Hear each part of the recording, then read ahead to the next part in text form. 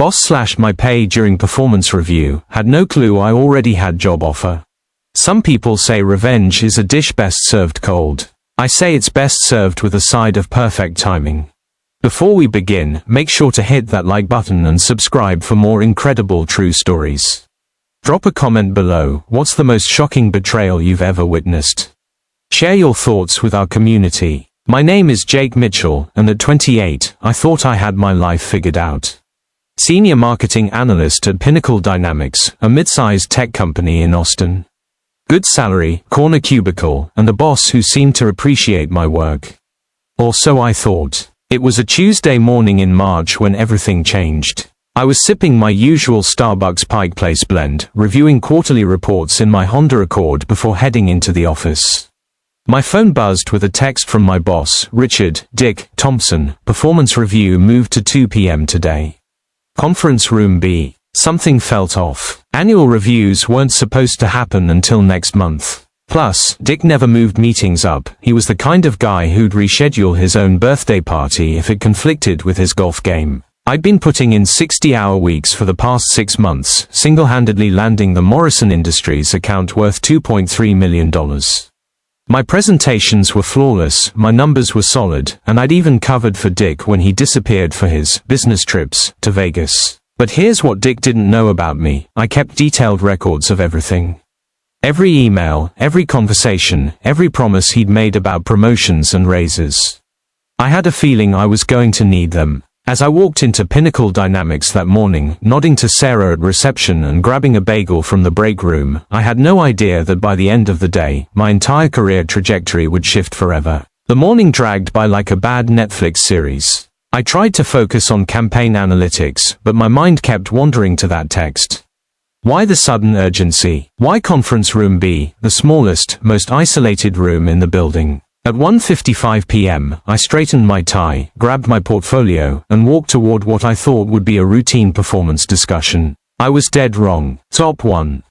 You know that feeling when you walk into a room and realize you're not having the meeting you thought you were having? Yeah, that. Conference room B felt like a morgue.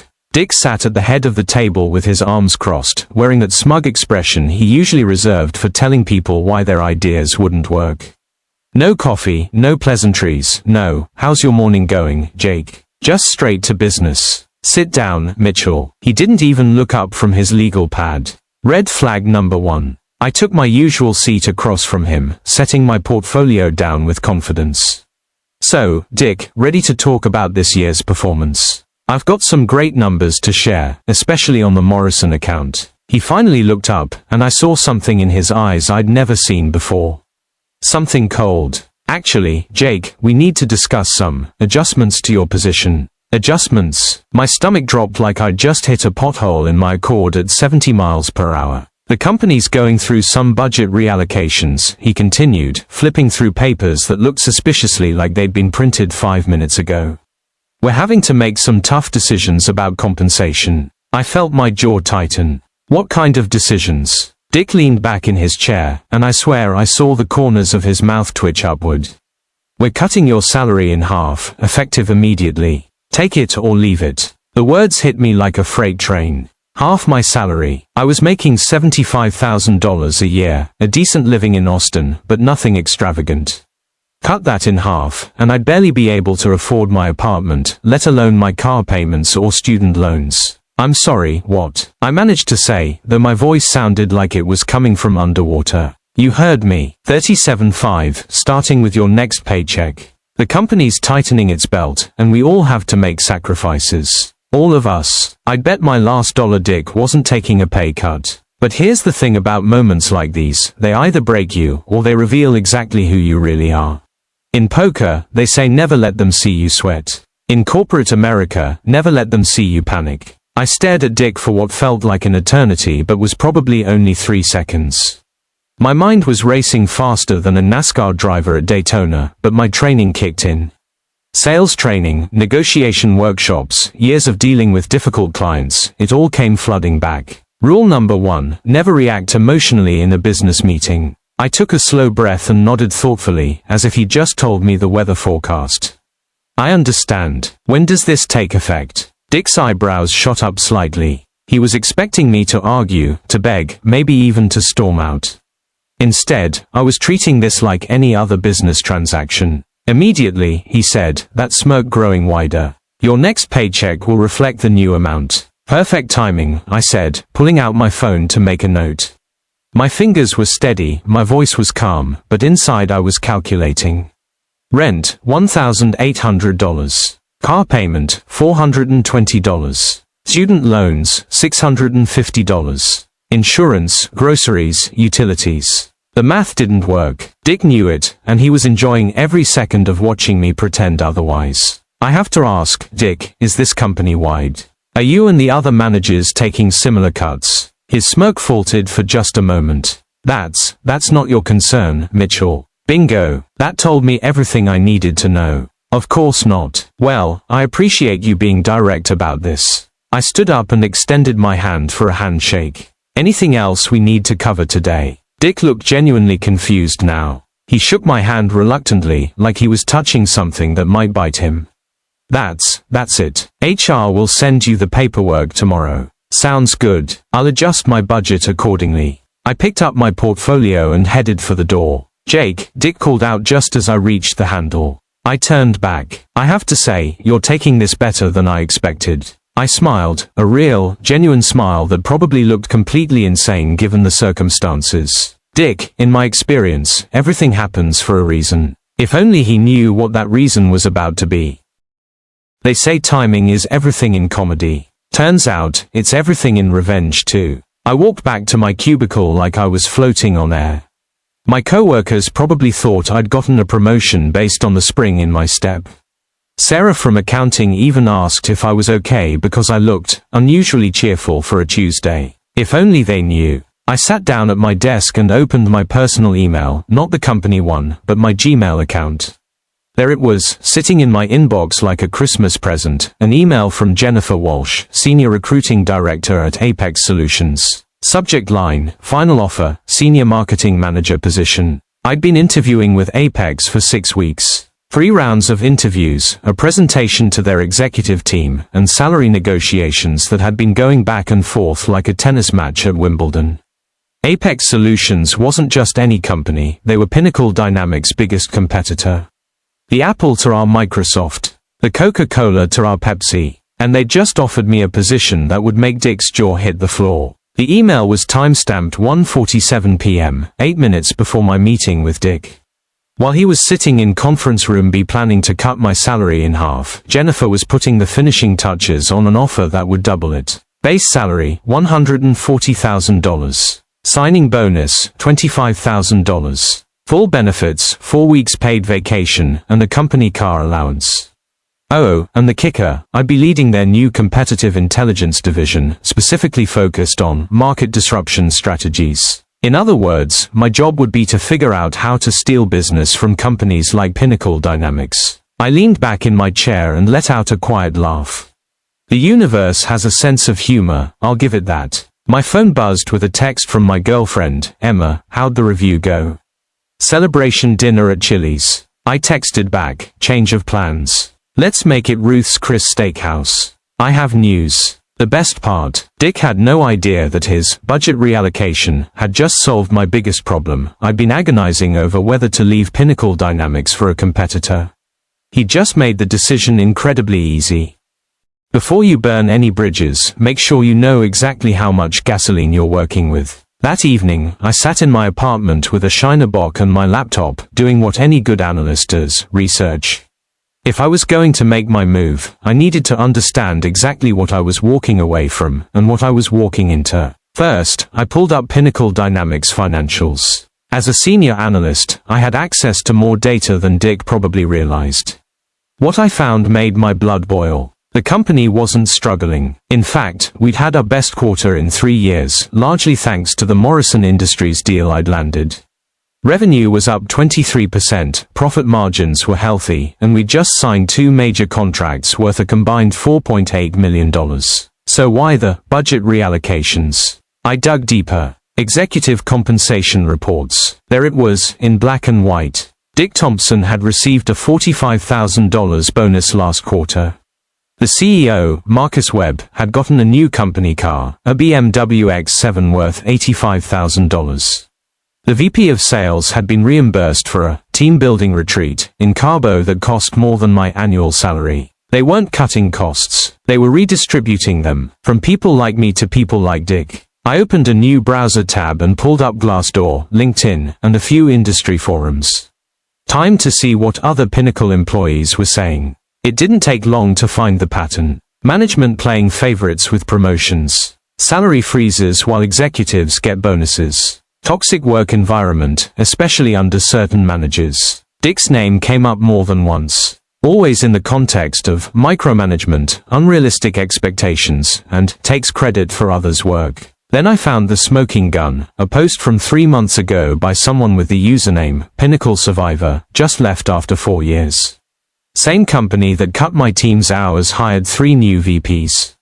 Do the math. I did the math. 3 new VPs at an average salary of $180,000 each, plus benefits. That's over $500,000 in new executive compensation while they were cutting frontline salaries. My phone rang. Emma, so what's the big news? She asked. Did you get that promotion you've been hoping for? I took a long sip of my beer and smiled. Something like that. How do you feel about me working for Apex Solutions, the big tech company downtown? Jake, that's amazing. When do you start? Monday morning. But first, I have one last thing to take care of at Pinnacle. The beautiful thing about corporate America is that everyone keeps records, including the people you probably shouldn't mess with. Friday morning arrived like the final scene of a movie you've been waiting your whole life to see. I woke up early, put on my best suit, the charcoal grey Armani I'd bought for the Morrison Industries presentation, and grabbed a coffee from my favorite local place instead of the office machine. Today was going to be special. I arrived at Pinnacle Dynamics at 7:30 a.m., 90 minutes before my official start time. The office was nearly empty except for the cleaning crew and Marcus Webb, our workaholic CEO who lived on espresso and energy drinks. Perfect. I knocked on Marcus's office door. He looked up from his computer, surprised to see anyone this early. Jake, you're here early. Everything okay? Actually, Marcus, I was hoping to have a quick word with you. About my performance review with Dick yesterday. His expression shifted slightly. CEOs don't get to where they are without developing a sixth sense for trouble. Of course. Come in, sit down. Coffee? I'm good, thanks. I sat across from his desk and pulled out a folder I'd prepared the night before. I wanted to discuss the salary reduction Dick informed me about yesterday. Marcus frowned. Salary reduction? I'm not aware of any company-wide salary adjustments. That's what I was hoping to clarify. I slid a copy of the Morrison Industries contract across his desk. This deal alone brought in $2.3 million. According to our Q1 reports, the company's revenue is up 23% year-over-year. So I was a bit surprised to hear about budget constraints requiring immediate salary cuts. Marcus picked up the contract, his frown deepening. Jake, I think there might be some confusion here. We haven't authorized any salary reductions. I nodded thoughtfully. That's what I suspected, which is why I wanted to bring this to your attention before I submitted my resignation. The color drained from Marcus's face. Resignation. I received an offer from Apex Solutions. Normally, I'd give you a chance to counteroffer, but given yesterday's conversation with Dick about my reduced value to the company, I shrugged. It seemed like the decision was already made for me. Marcus was quiet for a long moment, staring at the contract. Then he looked up at me with the expression of a man who just realized his house was on fire. Jake, I need you to walk me through exactly what Dick said to you yesterday. Word for word. And that's when I knew Dick Thompson had made the biggest mistake of his career.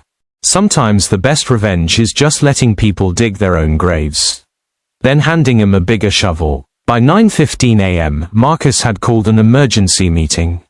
Conference room A, the big one, with the floor-to-ceiling windows and the mahogany table that cost more than most people's cars. Present, Marcus Webb CEO, Linda Rodriguez VP of HR, Dick Thompson looking like he'd seen a ghost, and me. Dick sat across from me, his usual smugness replaced by something that looked suspiciously like panic. He kept glancing at Marcus, then at Linda, then back at me, like he was watching a tennis match where the ball was actually a hand grenade. Dick, Marcus began, his voice carrying the kind of calm that comes right before a Category 5 hurricane. Jake has brought some concerning information to my attention regarding his performance review yesterday. Oh, that. Dick tried to wave it off with a nervous laugh. Just some standard budget adjustments. Nothing major. Linda leaned forward. Dick, we don't have any authorized salary reductions in the system. Can you walk me through the paperwork you filed for this adjustment? The silence in that room was beautiful. You could have heard a pin drop in the parking lot. Well, it was more of a preliminary discussion. You know, floating ideas. Dick, Marcus's voice could have frozen hellfire. Did you or did you not tell Jake that his salary was being cut in half, effective immediately? Dick's face went through more color changes than a mood ring. It was. We were exploring options. Options. Marcus nodded slowly. Jake, what time did you receive your offer from Apex Solutions? 1:47 p.m. yesterday, I said, pulling out my phone to show the timestamp. About 10 minutes before my meeting with Dick. Marcus turned to Dick. So while Jake was being recruited by our biggest competitor, you were in conference room B telling him he was worth half his current salary. The math was simple, even for Dick. Employee gets amazing offer from competitor. Boss insults employee and cuts his pay. Employee takes better offer and walks away. Competitor gets inside knowledge of our operations, our clients, our strategies. Dick had just handed our biggest rival a senior analyst who knew every detail of our business, along with a personal motivation to see us fail. Marcus, I said, standing up and straightening my tie, I want to thank you for this opportunity to clarify things. It really helps me feel confident about my decision. I slid my resignation letter across the table. Effective immediately. I start with Apex Solutions on Monday. As I walked toward the door, I heard Marcus say, Dick, my office. Now. I paused at the door and turned back. Oh, and Dick, that Morrison Industries contract you just watched walk out the door. They called me yesterday evening. Apparently, they're not happy with some recent service issues. They asked if I knew anyone who might be able to handle their account better. I smiled and walked out, leaving Dick to explain to the CEO how he just gift-wrapped $2.3 million worth of business and handed it to the competition. 6 months later, I'm sitting in my corner office at Apex Solutions, looking out at the Austin skyline. My new salary is $140,000. My signing bonus bought me a new Ford F-150.